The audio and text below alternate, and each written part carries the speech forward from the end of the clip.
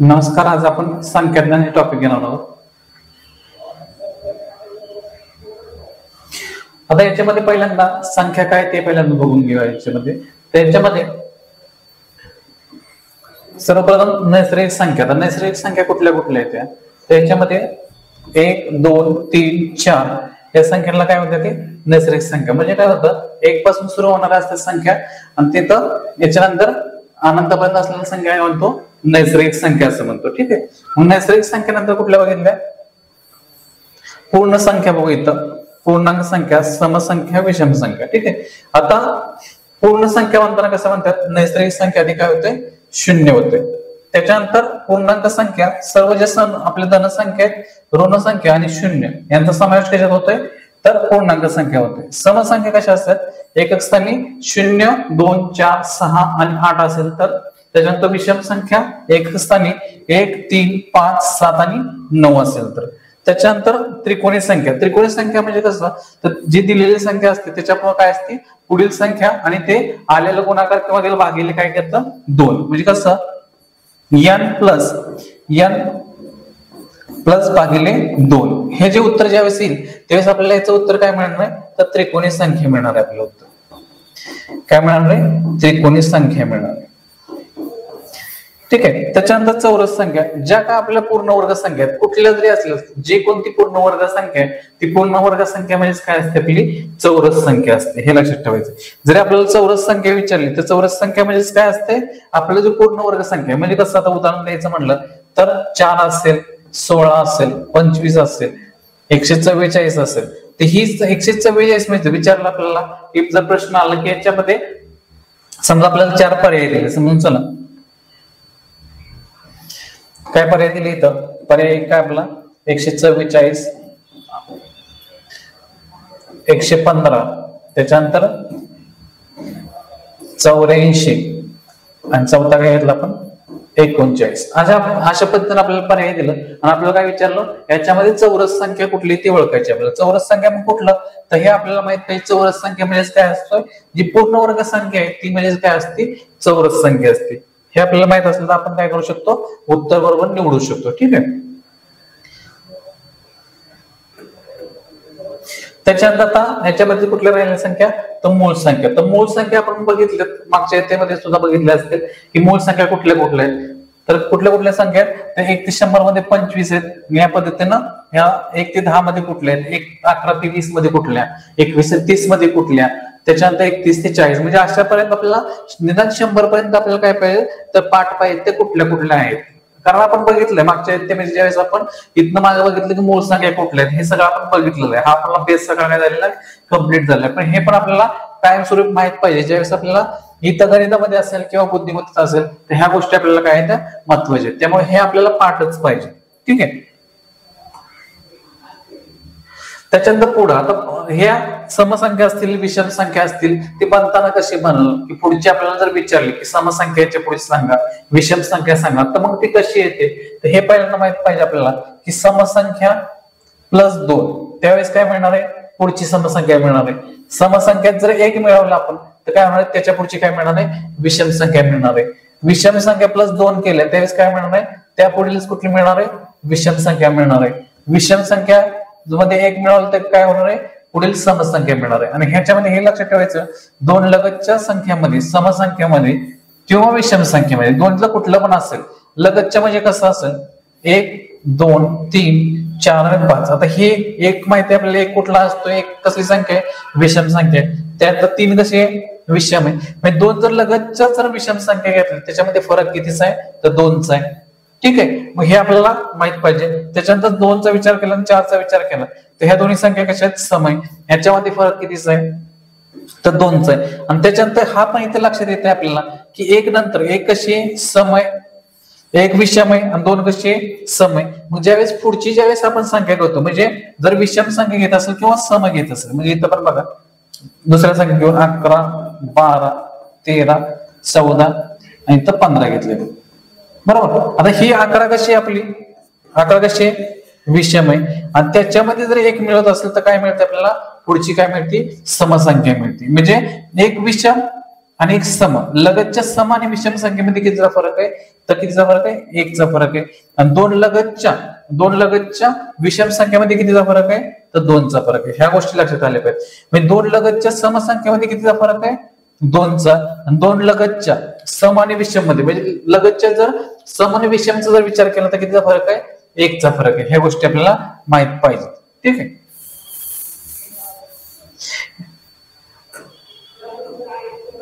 आता इथं पुढं समजा विचार केला एक्स ही काही समसंख्या आहे. ठीक आहे. तर त्याच्या पुढची काय विचारली आपल्याला? त्या पुढे काय विचारली? समसंख्या. मग हे बघितलं ह्याच्यानंतर काय होतंय, जर समसंख्या दिलेली असेल त्याच्यामध्ये किती मिळवायचं इथं आपल्याला? तर फरक कितीचा असतोय? 2चा. म्हणजे काय मिळालं आपल्याला? x+2 मिळालं. ठीक आहे. त्याच्यानंतर जर विचारले x+2 काय आहे? विषम संख्या, त्या पुढील समसंख्या. हे पण बघितलं आपण की जर विषम संख्या दिली त्याच्यामध्ये किती मिळवायचं? 1 मिळवल्यानंतर आपल्याला काय मिळते? त्या पुढील काय होतंय? विषम जर दिली त्या पुढची काय मिळते? समसंख्या मिळते. इथं मिळालं की म्हणजे x+3 ही मिळणार आहे आपल्याला. म्हणजे x+2 आणि x+ इथं काय झालं? इतर संख्या कुठली आपली? x आहे. आणि ह्याच्या पुढची जर विचारली आपल्याला x+2 आली आणि ह्याच्या पुढची जर आपल्याला विचारली असती कुठली? विषम संख्या, तर किती प्लस केलं असतं? x+1 केलं असतं इथं. मग इथं आपल्याला x+1 मिळालं असतं. आणि इथं किती मिळालं आपल्याला? इथं ज्यावेळेस ही लक्षात घ्या, इथं पुन्हा एकदा सांगतोय, इथं आपल्याला दिलेलं काय? x कशी संख्या आहे? x ही समसंख्या. x मध्ये ज्यावेळेस आपण 1 ऍड केला तर कुठली संख्या मिळणार आहे? इथं आपल्याला विषम मिळणार आहे. या पुढील विषम मिळणार आहे. आणि x मध्ये जर आपण 2 प्लस करत असलो तर एका कुठली मिळणार आहे? समसंख्या मिळणार आहे. बघा इथं मग काय लक्षात आहे, ज्यावेळेस दोन लगतच्या समसंख्यामध्ये जर विचारलं तर बघितलं आपण इथं फरक कितीचा आहे? 2चा आहे. मग हा x आहे आणि x+2 आहे इथं. आणि 1 ज्यावेळेस प्लस केलं तर काय मिळणार आहे? इथं विषम संख्या मिळणार आहे. इथं पण खाली तसंच आहे. दिलेली संख्या किती आपल्याला? x+2. ही कुठली संख्या आपल्याला? तर विषम संख्या. आणि आपल्याला विचारली कुठली? त्या पुढची विचारली काय? सम विचारली. मग त्या पुढील सम विचारलं x+ काय येणार आहे? 2 होती, त्याच्यामध्ये किती प्लस करतो म्हणून 1, म्हणजे काय मिळालं? x+3 ही संख्या मिळाली. जर आपल्याला याच्या पुढील जर विषम संख्या विचारली असती तर किती प्लस केली असते सांगा? किती प्लस करणार इथं? दोन लगतच्या विषम संख्येमध्ये कितीचा फरक असतोय? 2चा. मग याच्यामध्ये कसं करणार आहे? x+2+2 मग किती आलं असते?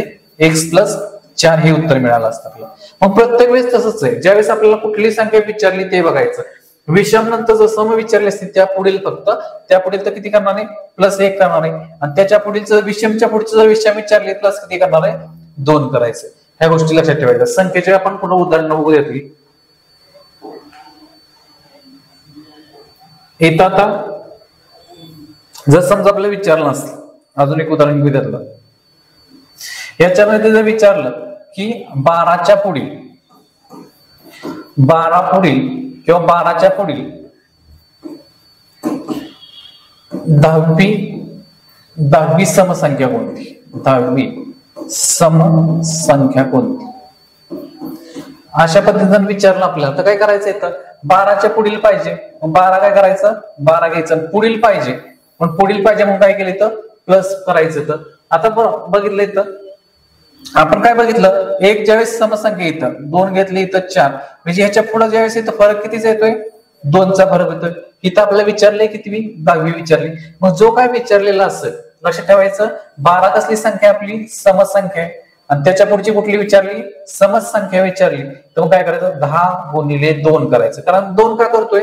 10 आणि 2 समसंख्येमध्ये फरक कितीचा आहे? 2चा आहे. म्हणून त्याला किती करायचंय? 2 करायचंय. मग कसं करायचं? 12 अधिक 10×20 मग किती आला इथं?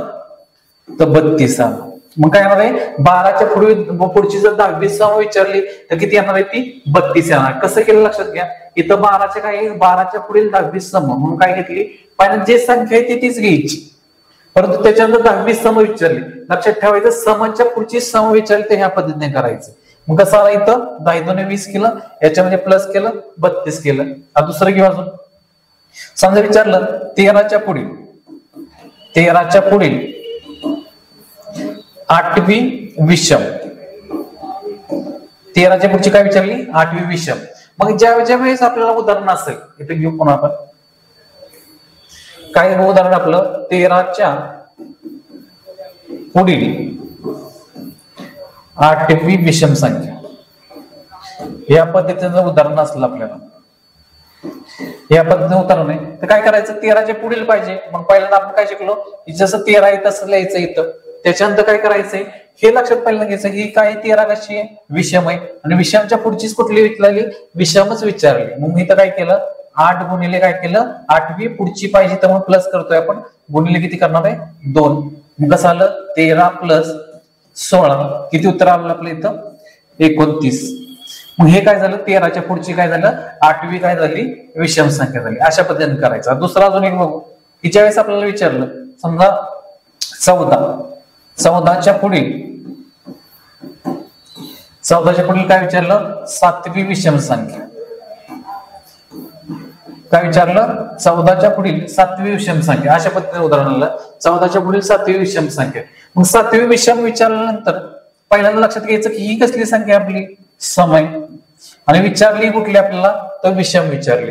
मग अशा ज्यावेळेस अशा पद्धतीने प्रश्न येईल त्यावेळेस संख्या हीच लिहायची पहिल्यांदा 14 प्लस करायचं इथं प्लस केल्यानंतर पुढे काय करतो आपण 7 गुणिले 2 हे पण काय करायचंय तसंच करायचंय. फक्त इथं सम संख्या दिलेली विचारली कुठली विषम संख्या आपल्याला विचारली. मग विषम संख्या विचारल्यानंतर काय येणार आहे इथं फक्त काय करायचंय -1 करायचंय. मग -1 करतोय म्हणजे काय करायचं 14 प्लस 7 दुने 14 वजा 1. मग काय केलं इथं 14 प्लस इथं आहे वजा झालं इथं 13. मग इथं काय आलं इथं 27. हे आपलं उत्तर आलं. हे कधी ज्यावेळेस आपल्याला दिलेली संख्या सम आहे आणि विचारली सम. किंवा असं दुसरं उदाहरण सांगतो हे सोडवून घ्या तुम्ही. आता विचारलं 18च्या पुढील 2 उदाहरण घेतो. 18च्या पुढील 9वी विषम संख्या शोधा. 9वी विषम संख्या कोणती अशा पद्धतीचा प्रश्न आहे.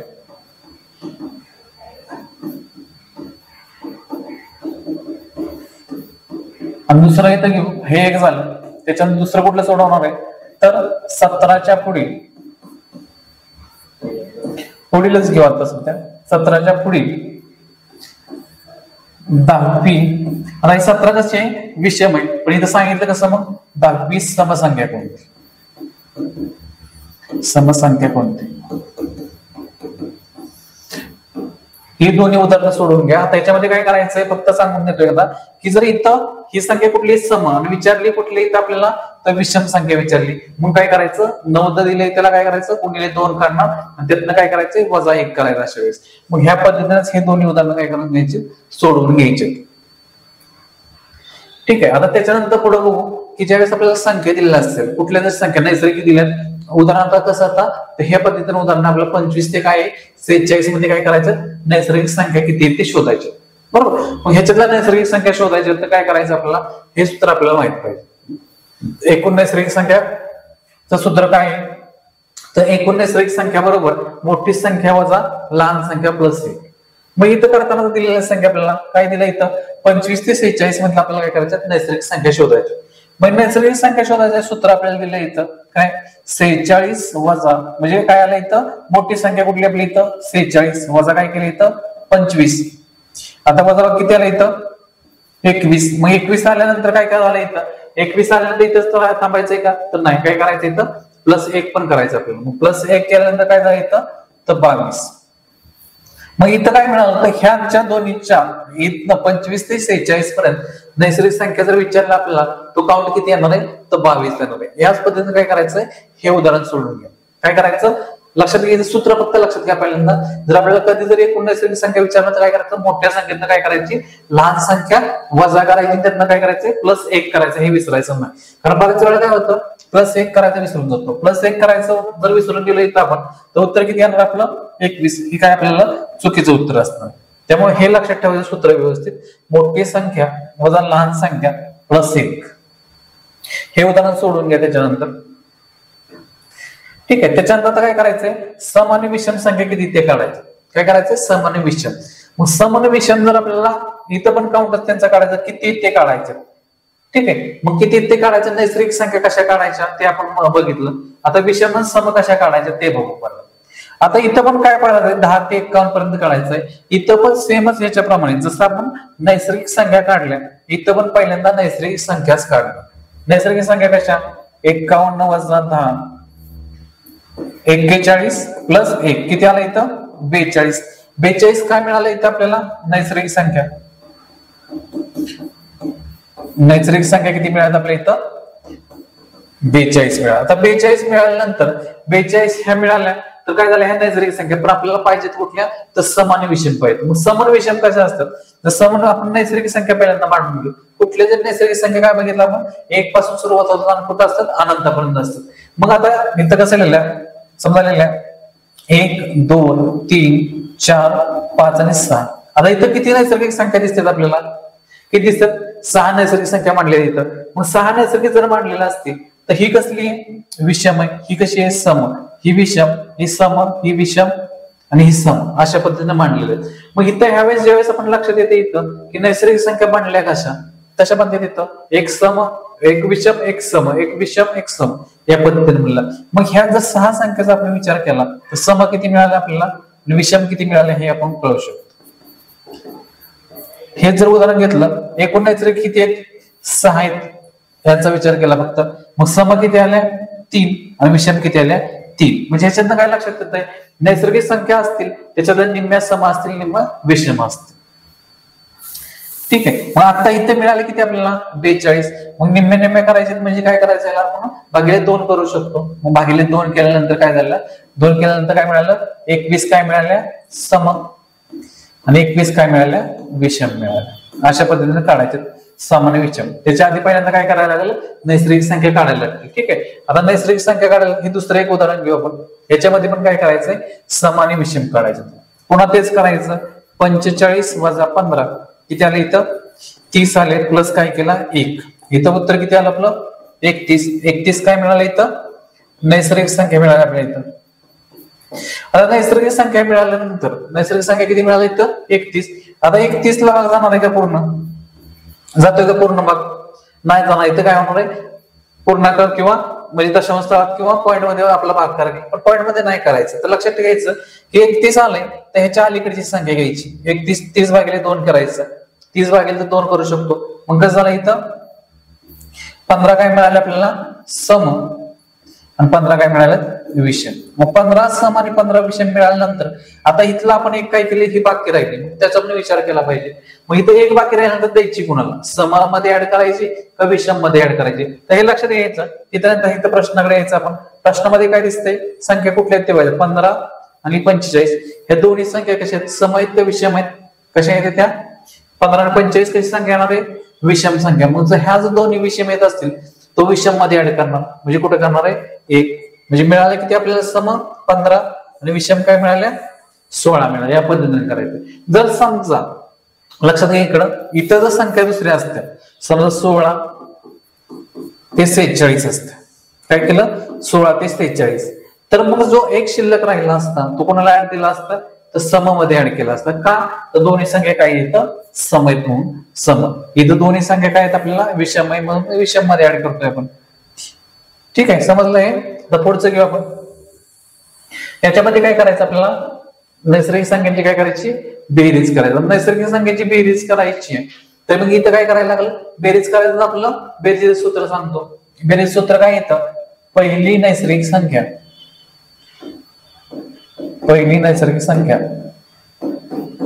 अधिक शेवटची नैसर्गिक संख्या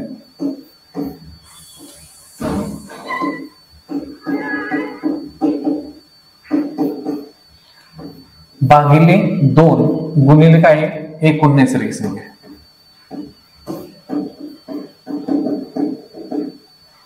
ठीक आहे. या पद्धतीने करायचं. आता हे सूत्र लक्षात ठेवायचं व्यवस्थित. त्याच्यामध्ये आता दिलेलं आहे पहिली कुठली आपल्याला येणार येतं 12 प्लस काय येणार येतं 43 आणि भागिले काय येणार इथं 2. आता इथं गुणिले केल्यानंतर आपल्याला काय करायचं इथं गुणिल्यानंतर काय येतं एकूण नैसर्गिक संख्या. मग एकूण नैसर्गिक संख्या आपल्याला काढल्या पाहिजे. एकूण नैसर्गिक संख्या कशा काढायच्या हे आपण बघितलं. आता इथं कसं होणार 43 वजा 12 बरोबर किती आले इथं 31 आले प्लस 1 म्हणजे किती आले 32 काय मिळाले इथं आपल्याला तर नैसर्गिक संख्या. मग ह्या 32 इथंच घ्यायच्या. आता ह्याच्यानंतर इथं बेरीज किती आली यांची 55. ह्या दोन्हींची बेरीज केली आपण इथं काय केले 55 गुणिले 32 भागिले 2 बरोबर. मग हे केल्यानंतर आता काय करायचं, ह्यांचा गुणाकार करायचा का नाही, तर पहिल्यांदा काय करायचं, भाग लावून घ्यायचा. किती, मग इथे आलं 16. मग काय मिळालं, 55 गुणिले 16. मग 55 गुणिले 16 केल्यानंतर आपल्याला काय मिळालं, बेरीज मिळाली. बरोबर. किती आले, 16 85, 8 16 85 आणि 88. मग काय मिळणार आहे, जर ह्या संख्यांची आपण 12 ते 43 जर बेरीज केली तर आपल्याला किती मिळणार आहे, तिथं 880 बेरीज मिळणार. हे लक्षात घ्यायचं. ह्या पद्धतीने काय लक्षात ठेवायचं, सूत्र व्यवस्थित लक्षात ठेवायचं आणि त्याच्यानंतर हे जे दुसरं उदाहरण आहे ते सोडवून घ्यायचं. काय करायचं, तर सूत्र लक्षात ठेवायचं, पहिली नैसर्गिक संख्या अधिक शेवटची नैसर्गिक संख्या भागिले 2 गुणिले एकूण नैसर्गिक संख्या. त्याच्यानंतर आता ह्यांचं बेरीज करताना कशी करायचं हे लक्षात घ्यायचं. तर 10 भागिले जे दिलेले 2 करायचं, आलं उत्तर 5 आहे, तेच काय करायचं, पुन्हा एकदा लिहायचं. इथं पण सेम तसंच करायचं. 100 भागिले 2 बरोबर काय मिळणार, इथं 50. 50 काय करलं, इथं पण काय बघा, 5 आल्यानंतर काय करायचं, पुन्हा तेच लिहायचं. इथं पण तेच सेम करणार. इथं 50 इथं पण किती लिहिणार, 50. म्हणजे काय, इथं 5050 ही यांची काय आली, बेरीज आली. मग ह्याच्या काय करा, ह्याची पण काय करा, इथं उत्तर लिहा. उत्तर कसं काढायचं बघा, काय करायचं, जी संख्या त्याला भागिले 2 करायचं, जे काय उत्तर येईल ते काय करायचं, डबल लिहायचं तिथं. पुढचं आता समसंख्यांची बेरीज. समसंख्यांची बेरीजला काय होतं, समसंख्यांच्या बेरीजचं पण सूत्र घेऊ आपण. इथं काय करायचं, पहिली सम अधिक शेवटची सम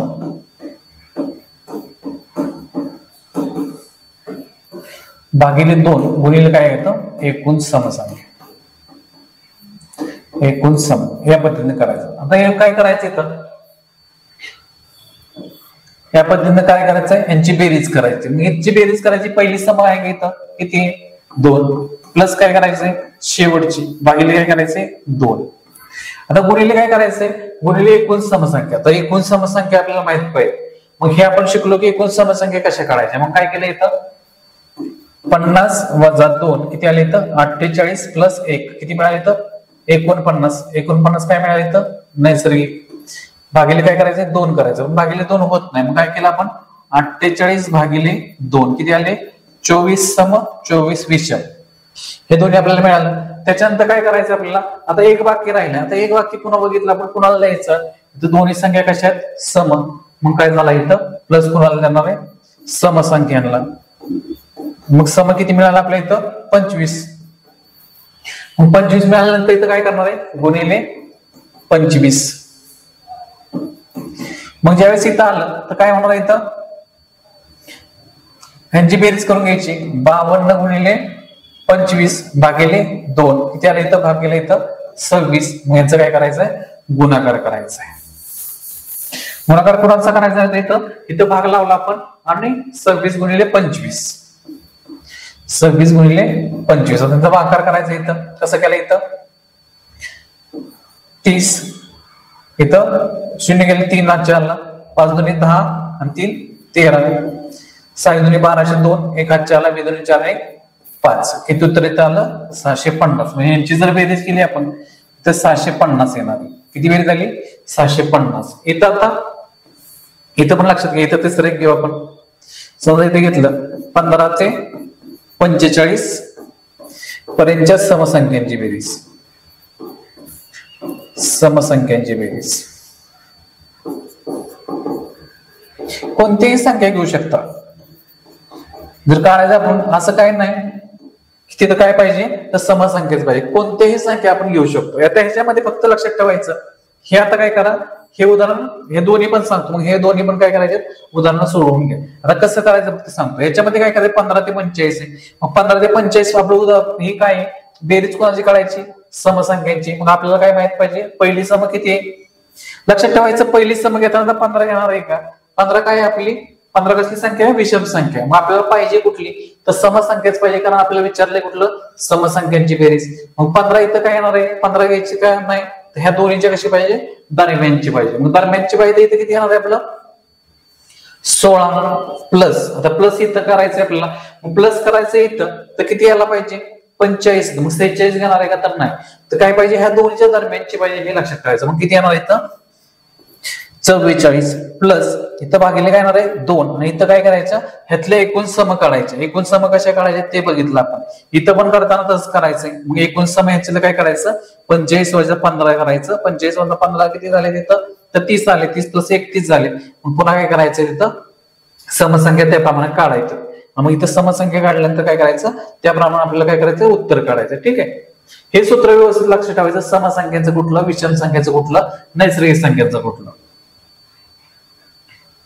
पुढचं आता इथं विषम संख्यांची बेरीज करायची. तर विषम संख्या ठीक आहे. आता इथं पुढचं उदाहरण घेऊ आपण. एक समजा दिलं आपल्याला 6 ते 40 पर्यंतच्या विषम संख्यांची बेरीज.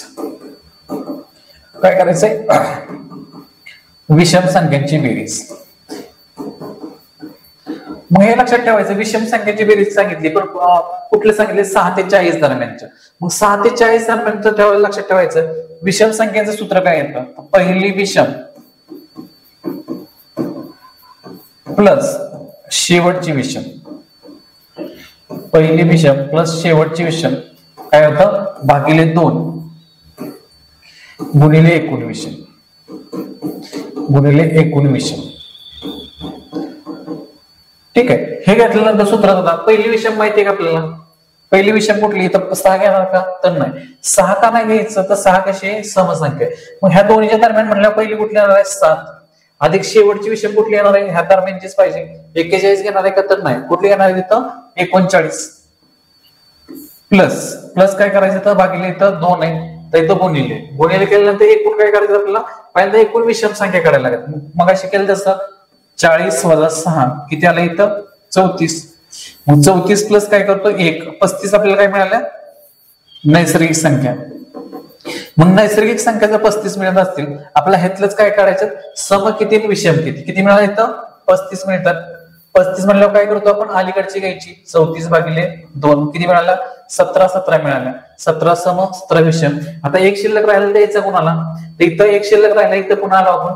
ह्या कुठल्या येत्या दोन्ही पण समसंख्या आहेत. मग काय होणार इथं प्लस कोणात करणार आहे समसंख्याला काय करणार आहे प्लस करणार इथं. मग इथं आपल्याला विषम किती मिळाला आपल्याला विषम पाहिजे तर विषम किती मिळाला 17. मग काय करणार इथं गुणिले 17 करणार. हे लक्षात घ्यायचं इथं ह्या विषम मिळाल्या 17 ऍड कोणाला केला आपण समसंख्येत ऍड केला. का समसंख्येत ऍड केला इथं तर दोन्ही कशा इथं दोन्ही पण समसंख्येत प्रश्नामध्ये. मग या पद्धतीनं आता काय केलं इथं 39 प्लस 7 केले 46 गुणिले 17 भागिले 2. मग आता काय केलं इथं भाग लावला इथं 23 गुणिले 17 शिल्लक राहिला 23 गुणिले 17.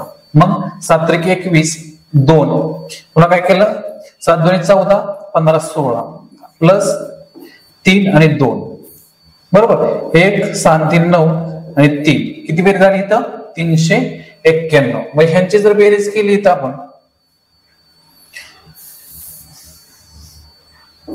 किती मिळालं तर 391 हे काय मिळालं उत्तर मिळालं. या पद्धतीनेच करायचं. हे जे कुठली उदाहरणं आहेत बाकीचे ही उदाहरणं हे दोन्ही उदाहरणं काय करायचं तुम्ही सोडवून घ्या. याच्यामध्ये लक्षात ठेवायचं संख्या घेताना फक्त बरोबर घ्यायची. आपल्याला विषम जर बेरीज करायची असली तर विषमचीच करायची विषमच संख्या घ्यायची उदाहरण उत्तरामध्ये. आणि इथं काय करायचंय जर सम सांगितली समसंख्येची बेरीज असेल तर कुठली पहिली घेणार आहे समज घेणार आहे. विषम असेल तर विषमच घेणार आहे. सूत्र फक्त पुन्हा एकदा ते लिहून देतो. पहिली विषम अधिक शेवटची विषम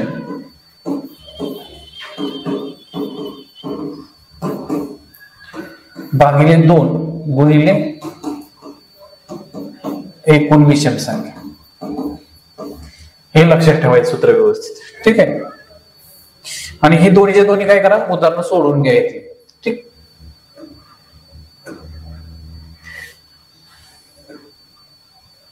आता इथं ह्याच्यामध्ये बेरीज व्यस्त आणि गुणाकार व्यस्त. आता बेरीज व्यस्त आणि गुणाकार व्यस्त काय असतंय ते पहिल्यांदा बघू. तर कुठल्या संख्या आपल्याला काय विचारलं जातं बेरीज व्यस्त आणि गुणाकार व्यस्त त्यांचं कुठलीच संख्या काय करायचं तर बेरीज व्यस्त आणि गुणाकार व्यस्त. ठीक आहे. तर बेरीज व्यस्त काय इथं काय विचारलं 5 ची बेरीज व्यस्त. लक्षात ठेवायचं कुठल्या जरी संख्येची कुठल्या पण संख्या असेल समजा 5 दिले 5 ची जर आपल्याला काय सांगितलं बेरीज व्यस्त तर काय होतं इथं -5 होते. काय होते वजा, म्हणजे जर संख्या धन असेल तर काय होती ऋण असेल. समजा सांगितलं -12ची काय करायची बेरीज व्यस्त, मग -12ची बेरीज व्यस्त किती येणार आहे तर 12. म्हणजे ह्याच्यात काय लक्षात येते, जर धन संख्या असेल तर तीच संख्या पुन्हा काय होते ऋण संख्या होती, म्हणजेच काय येते बेरीज व्यस्त येते. काय होतंय आता ही संख्या कशी आहे ऋण संख्या आहे, मग ऋण संख्या जर असेल तर काय होती त्याची धन संख्या होती, म्हणजेच काय होती त्याचं बेरीज व्यस्त होते. त्याच्यानंतर आता काय सांगितलं इथं बेरीज व्यस्त म्हणजेच काय होतंय त्यांची विरुद्ध संख्या. विरुद्ध संख्या म्हणजेच काय बघितलं इथं कुठली पण 6 असेल तर काय होईल -6 होईल, -125 असेल तर काय होईल 125 होईल. कुठली जर संख्या धन असेल तर ऋण होते, ऋण असेल तर धन होते, म्हणजे त्याला काय म्हणतो आपण बेरीज व्यस्त किंवा काय म्हणतो विरुद्ध संख्या. याच्यानंतर असं पण होतं की यांची काय करायची सांगितलं होतं की त्या संख्येचे बेरीज व्यस्त यांची बेरीज किती, म्हणजे कसं समजा सांगितलं -5 आणि +5 ज्यावेळेस आपण घेतो त्यावेळेस उत्तर किती येतं 0. म्हणजे हेच बेरीज व्यस्त त्याची विरुद्ध संख्या काय आहे यांची बेरीज नेहमी काय येते 0 येते. कुठलं पण घ्या, आता समजा -18 घेतले त्यावेळेस काय करायचंय +118 म्हणजे किती येणार त्यांची बेरीज किती येणार आहे 0 येणार आहे तिथं, बरोबर. कुठली पण घ्या संख्या ज्यावेळेस बेरीज व्यस्त असेल त्या दोन्हीची ज्यावेळेस आपण काय करतो बेरीज करतो त्याचं उत्तर नेहमी काय असतं 0 असतं, हे लक्षात घ्यायचं. ठीक आहे. त्याच्यानंतर आता दुसरं एक असतं गुणाकार व्यस्त. ठीक आहे, गुणाकार व्यस्त म्हणजे काय यातला एक नियम पहिल्यांदा बघून घेऊ. काय एक संख्या आणि त्या संख्येची गुणाकार व्यस्त यांचा गुणाकार नेहमी किती असतो एकच असतो. इथं बघितलं बेरीज व्यस्त बेरीज किती असते 0 आणि गुणाकार व्यस्तचा गुणाकार किती असतो 1 असतो. कसा असतो 1 ते बघून घेऊ. म्हणजे गुणाकार व्यस्त म्हणजे काय करायचं असतं कुठले तर कुठली जरी गुणाकार व्यस्त सांगितलं, समजा 8 ची गुणाकार व्यस्त सांगितलं, काय सांगितलं 8 ची गुणाकार व्यस्त, 8 ची काय सांगितली गुणाकार व्यस्त. मला लक्षात ठेवायचं 8 ची गुणाकार व्यस्त कशी होती तर काय होतं अशी होती, म्हणजेच 8 ज्यावेळेस आपण लिहिलेला असतो 8 कसा असतो 8/1 असतो, मग ह्यालाच काय करायचं अंशाचा छेद करायचा छेदाचा अंश करायचा, म्हणजे कसं झालं इथं अशा पद्धतीने झाला 1/8. म्हणजे समजा जर समजा दुसरं उदाहरण घेतलं 2/3 काय करायचंय गुणाकार व्यस्त लिहायचं आपल्याला, 2/3 काय लिहायचंय गुणाकार व्यस्त. कसा होईल सांगा बरं, तर काय करायचं अंशाचा छेद करतो छेदाचा अंश करतोय आपण, म्हणजे 3/2 अशा पद्धतीने लिहायचं. आणि ह्यांचंच काय सांगितलं इथं सूत्र आपल्याला एक सांगितलेलं की यांचा जर गुणाकार केला तर उत्तर किती येते तर 1 येतं. हे 1 कशा पद्धतीने येतं त्यांचं काय करायचं गुणाकार करायचं, बरोबर. मग गुणाकार करायचंय तर काय होतं गुणाकार केल्यानंतर आपण ज्यावेळेस गुणाकार करतो त्यावेळेस काय करायला लागतं तिरकस आपण भाग लावू शकतो. मग ह्याला किती आला 1, इथं पण किती आला 1, मग शिल्लक किती राहिला इथं 1. म्हणजे ह्यांचं गुणाकाराचं उत्तर नेहमी किती वेळ संख्या घ्या समजा असं घेतलं 12/25 ह्यांचा उत्तर काय करायचंय गुणाकार व्यस्त. मग गुणाकार व्यस्त कुठली जर संख्या काय होतं अंशाचा छेद छेदाचा अंश, मग ह्याला हे गेले ह्याला हे गेले शिल्लक राहिला आपला 1. काय त्याचं उत्तर एकच येणार हे लक्षात ठेवा. इथं चिन्ह बदलत नाही, फक्त काय होतं संख्या बदलते. पण इथं जर बघितलं बेरीज व्यस्त आपण इथं 27 असेल तर बेरीज व्यस्त किती येणार आहे -27. इथं काय झालं -118चं 118 आलं, इथं चिन्ह बदलतंय आणि इकडे काय होतंय ज्यावेळेस आपण गुणाकार व्यस्त बघतोय त्यावेळेस संख्येचं काय होतंय वरची खाली खालची वर होते, म्हणजे अंश छेद छेदाचा अंश अशा पद्धतीने होतं. ठीक आहे. आता ह्याच्यामधला हा शेवटचा पण येतो परिमेय संख्येवरील क्रिया. म्हणजे कुठल्या जरी परिमेय संख्या तर संख्या ओळखायच्या कशा त्यांच्यातली बेरीज वजाबाकी आपण संख्यावरच बघितलं, म्हणजेच काय संख्यावरच्या क्रिया म्हणजेच काय असतं तर बॉडमॉस. हे आपण बघितलं की संख्यावर ज्यावेळेस दिलेलं असतं तर कुठलं करतो आपण पहिल्यांदा काय करतोय ब्रॅकेट त्यानंतर चाचीचे भागाकार गुणाकार बेरीज आणि वजाबाकी अशा पद्धतीने करतोय. मग ह्याच्यामध्ये ज्यावेळेस अपूर्णांक दिलं तर कसं करायचं इथं बघून घेऊ. काय उदाहरण आपण समजा अशा पद्धतीने दिले, समजा हे उदाहरण घेतलं किंवा हे सोडवून घ्या उदाहरण, आपण दुसरी उदाहरण घेऊ ह्याच्यातलेच. समजा असं दिलं 12/3 प्लस 18/2 दिलं. कुठले पण संख्या घेऊ शकतो, फक्त काय कन्सेप्ट कुठलं त्यातलं नियम कुठलं ते समजणं महत्वाचं. संख्या फक्त बदलतील नियम सेम नसतील. याच्यामध्ये काय करायचंय 12/3 दिलाय आणि इथं काय दिलाय 18/2 दिलाय, ह्यांचं काय करायची बेरीज करायची. मग ह्यांची बेरीज करायची तर काय करायला लागतं बेरीज किंवा वजाबाकी. लक्षात ठेवायचं बेरीज किंवा वजाबाकी करताना यांचा काय होतो पहिल्यांदा छेद समान करायला तरच बेरीज वजाबाकी करू शकतो. मग काय झालं इथं छेद किती समान झाला ह्याला 2 न गुणला ह्याला किती गुणणार आहे 3 न. आणि हे पण लक्षात ठेवायचं ज्यावेळेस आपण छेदाला गुणतो त्याच संख्येला काय करायचंय अंशाला गुणायचं. किती गुणणार इथं मग 2 न, इथं 3 न गुणतोय इथं किती गुणणार आहे कितीने गुणायचं आपल्याला 3नच गुणायचं. त्याला हे लक्षात ठेवायचं, इथं चुकायचं नाही. इथं 2 न गुणलं पण इथं 2 न गुणायचं, इथं 3 न गुणतोय इथं पण 3 न, दुसऱ्या संख्येने नाही गुणायचं. मग इथं किती गुणणार आपण 3 न गुणणार आहे. मग झालं किती इथं 12 दोन्ही 24 प्लस 18 त्रिक 54 भागिले इथं 6 अशा पद्धतीने झालं. त्याच्यानंतर काय करायचं यांची बेरीज करणार आपण. किती बेरीज झाली 4 आणि 4 8 5 आणि 2 7 आणि इथं आले 6 बरोबर. इथं 6 आल्यानंतर इथं 6 आल्यानंतर हेच उत्तर राहिलं का आपलं तर नाही. तर मग इथं एक गोष्ट बघायची की अंशाने छेदाला भाग जातोय का ही गोष्ट बघायची.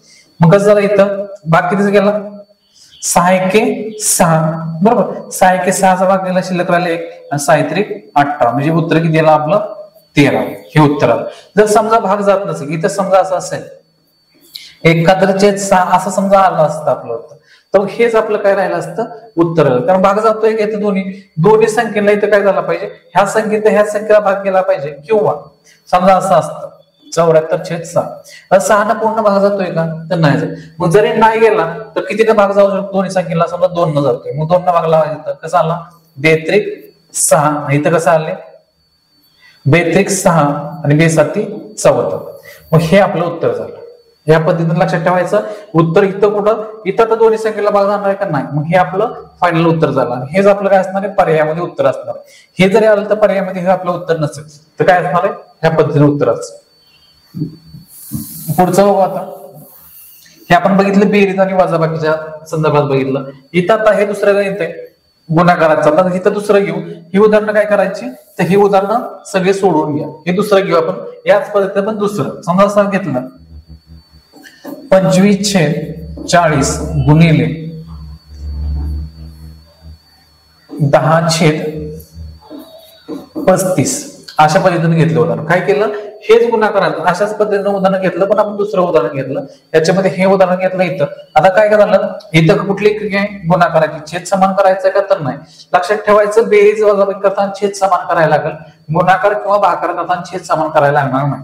इथं मग काय करणार आहे आपण पहिल्यांदा बघायचं की तिरकस भाग जातो अंशानं छेदाला की छेदानं अंशाला लावू शकतो. छेदांचा किंवा अंशाचा काय होणार नाही गुणाकार करू शकतो भाग लावणार नाही. मग कसं इथं जाईल समजा घेतला इथं 5 5 25 5 7 35 हा तिरका लावला किंवा इथं कसं केला 10 एके 10 10 चूक 40 अशा पद्धतीने केलं. आता इथं शिल्लक काय राहिलं आपलं बघू 5 गुणिले 1 आणि इथं काय राहिले 4 गुणिले 7.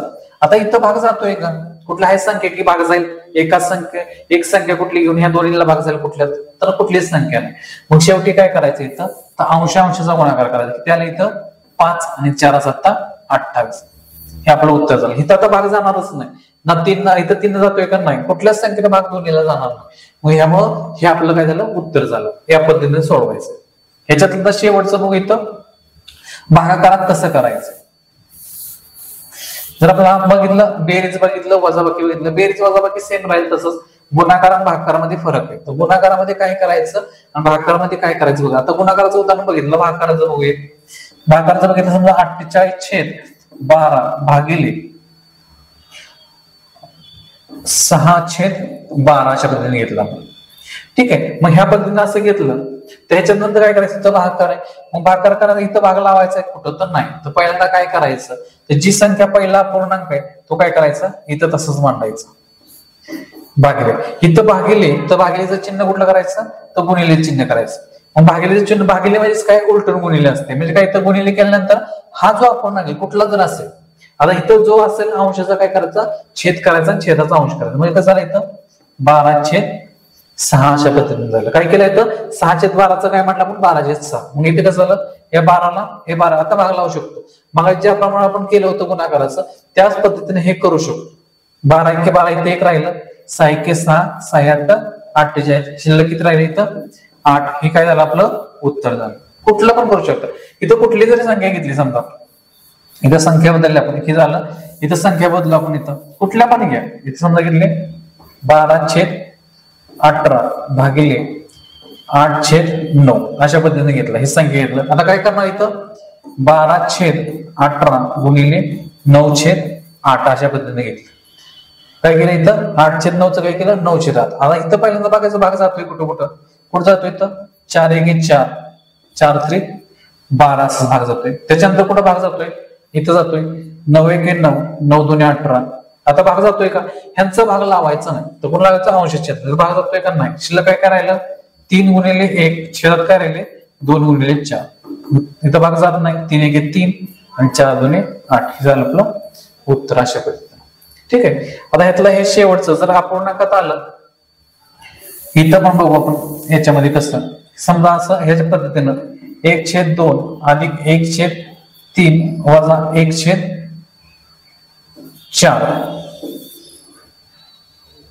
इथं वजा किती पण घेऊ शकतो किंवा जर भागिले घेतलं 12/13 कुठले पण घेऊ शकतो. आता इथं काय करायचंय हे लक्षात ठेवा. इथं काय करायचं, छेद समान करायचं. किती वेळ इथं छेद समान किती वेळ 12. मग कसं होईल, बेसक 12, 3 चौक 12 आणि 4 त्रिक 12.